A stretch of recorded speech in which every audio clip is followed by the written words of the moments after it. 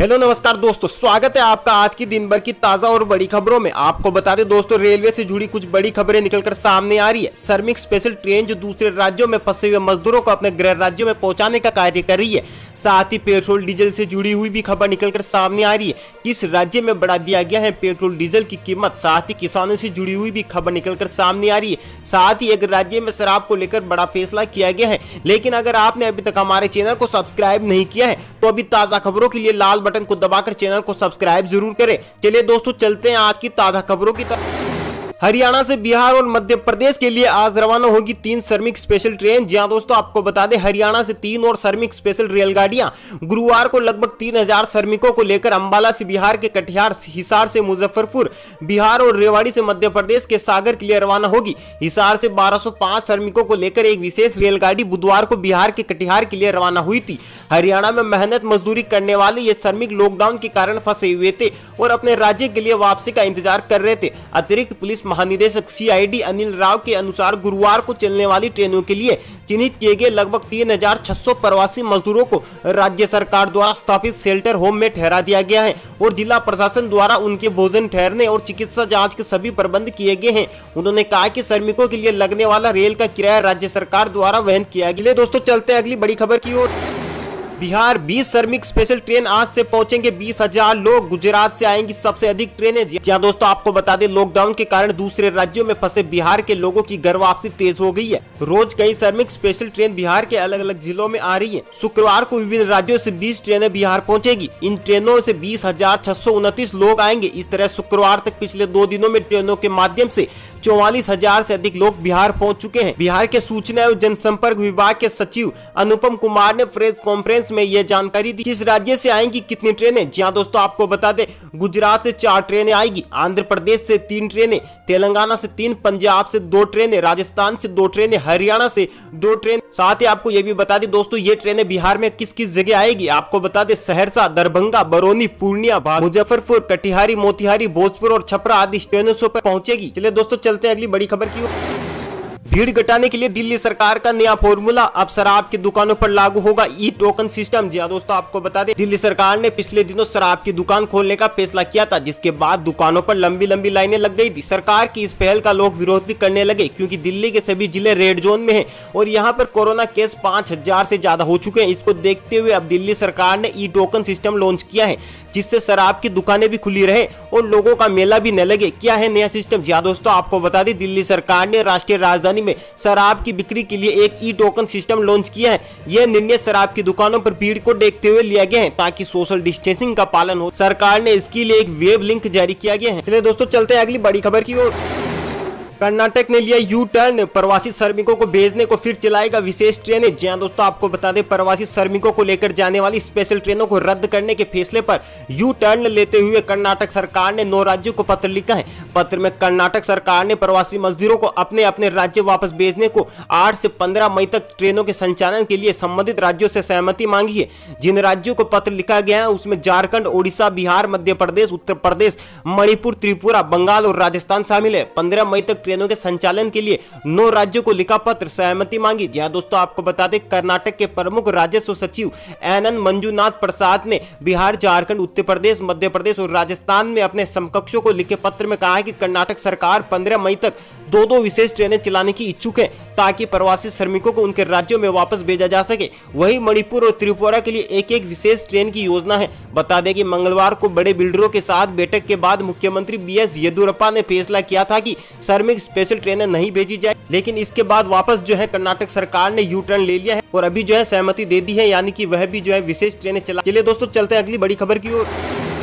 Lockdown में SBI ने करोड़ों ग्राहकों को किया अलर्ट, फेक बैंक अधिकारी से रहे सावधान, खाली हो सकता है बैंक का खाता। जहां दोस्तों आपको बता दें, कोरोना वायरस महामारी के प्रसार को रोकने के लिए जारी लॉकडाउन में ऑनलाइन फ्रॉड तेजी से बढ़ रही है, इसलिए बैंक अपने ग्राहकों को लगातार अलर्ट कर रहे हैं। ऐसा ही एक अलर्ट देश के सबसे बड़े भारतीय स्टेट बैंक ने जारी किया है। SBI ने अपने खाताधारकों को बैंक अधिकारी बन ऐप के जरिए उनके मोबाइल फोन स्क्रीन के रिमोट एक्सेस के जरिए ठगी करने को लेकर सावधान किया है। इसके साथ ही बैंक ने बताया है कि ठगी का शिकार होने या ऐसे किसी स्कैमर को पहचानने पर आप कहां शिकायत दर्ज करवा सकते हैं। SBI ने ट्वीट कर बताया, उन धोखेबाजों से सावधान रहे जो बैंक अधिकारियों के रूप में आपसे संपर्क करते हैं और एक ऐप के माध्यम से अपने मोबाइल फोन के स्क्रीन तक रिमोट एक्सेस प्राप्त करके लोगों को ठगते हैं। जब आप किसी जालसाज की पहचान कर तो आप SBI की मेल ID पर उसकी सूचना दे सकते हैं। चलिए दोस्तों चलते हैं अगली बड़ी खबर की ओर।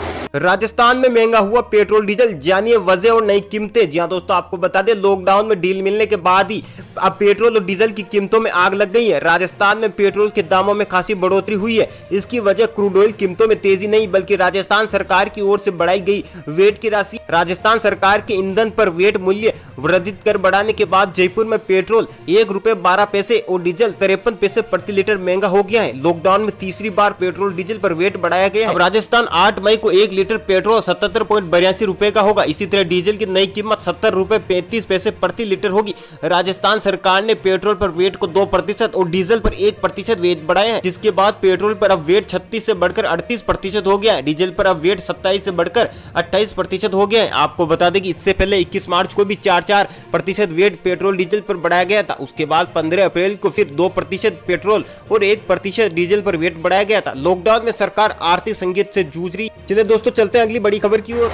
अब तक 189 श्रमिक ट्रेनें चलाई गई, लगभग 1,90,000 श्रमिकों को गृह राज्य पहुंचाया गया। जी हां दोस्तों, आपको बता दें भारतीय रेलवे ने बृहस्पतिवार को कहा कि उसने 1 मई से अब तक 189 श्रमिक स्पेशल ट्रेनें चलाई हैं और देश के विभिन्न हिस्सों में फंसे 1,90,000 से अधिक प्रवासी श्रमिकों को उनके गृह नगर पहुंचाया है। रेलवे ने कहा कि बृहस्पतिवार को 40 श्रमिक स्पेशल ट्रेनें चलाई गई, जिनमें 1200 श्रमिकों को लेकर दिल्ली से मध्य प्रदेश के छतरपुर तक जाने वाली पहली ट्रेन भी शामिल है। रेलवे के अनुसार उसने बुधवार को 56 श्रमिक स्पेशल ट्रेनें चलाई थी। प्रत्येक विशेष ट्रेन में 24 डिब्बे हैं, जिनमें से हर एक डिब्बे में 72 सीटें हैं। बहरहाल सामाजिक नियमों का पालन करने वास्ते एक डिब्बे में केवल 54 लोगों को ही यात्रा करने की अनुमति दी जा रही है और बीच वाली बर्थ किसी भी यात्री को नहीं दी जा रही है। हालांकि इन सेवाओं में होने वाले खर्च की जानकारी रेलवे की ओर से नहीं दी जा रही है। अधिकारियों ने संकेत दिए हैं कि प्रति सेवा रेलवे को 80 लाख रुपए का खर्च वहन करना पड़ा है। दोस्तों चलते हैं अगली बड़ी खबर की ओर। लॉकडाउन के बीच राजस्थान सरकार का किसानों का तोहफा, अब होगी ज्यादा कमाई। जी हां दोस्तों, आपको बता दें राजस्थान की गहलोत सरकार ने 139 खरीद केंद्रों पर रजिस्ट्रेशन की सीमा को 10% तक बढ़ा दिया है। इससे किसान कुछ ज्यादा उपज जो है बेच सकेंगे। आपको बता दें दोस्तों, राजस्थान में सरसों और चने की न्यूनतम समर्थन मूल्य पर चल रही खरीद के बीच किसानों के लिए राहत की खबर सामने आई। राज्य सरकार ने किसानों को इस खरीद का ज्यादा लाभ देने के लिए 139 खरीद केंद्रों पर रजिस्ट्रेशन की सीमा को 10% तक बढ़ा दिया गया है। वहीं खरीद केंद्रों पर तुलाई क्षमता भी दोगुनी कर दी गई है। इससे प्रदेश भर के हजारों किसानों को फायदा होगा। सहकारिता मंत्री उदयलाल अंजना के मुताबिक सरसों के 52 और चना के 87 खरीद केंद्रों पर पंजीयन सीमा में वृद्धि की गई। इससे करीब 10,000 किसानों को फायदा होगा और ज्यादा जिन्स की MSP पर खरीद होगी। इन केंद्रों पर खरीद की सीमा पूरी हो चुकी थी, लेकिन अब बढ़ोतरी की गई है। प्रदेश में सरसों और चना खरीद के लिए 799 केंद्र बनाए गए हैं। कोटा संभाग में 16 अप्रैल और शेष राजस्थान में 1 मई से न्यूनतम समर्थन मूल्य पर खरीद की जा रही है। आपको बता दें 4.62 लाख किसान करा चुके हैं रजिस्ट्रेशन। प्रमुख सचिव नरेश पाल गंगवार के मुताबिक 6 मई तक MSP पर फसल बेचान के लिए 4,62,623 किसानों ने रजिस्ट्रेशन करवाया है। इनमें 2,60,623 किसानों ने सरसों के लिए और 2,01,997 किसानों ने चना बेचने के लिए रजिस्ट्रेशन करवाया है। रजिस्ट्रेशन करवाने वाले किसानों में से अब तक 17,118 किसानों 203 करोड़ से ज्यादा की सरसों और चना की खरीद की जा चुकी है। अब तक 9,968 किसानों को 118 करोड़ से ज्यादा राशि का भुगतान भी हो चुका है।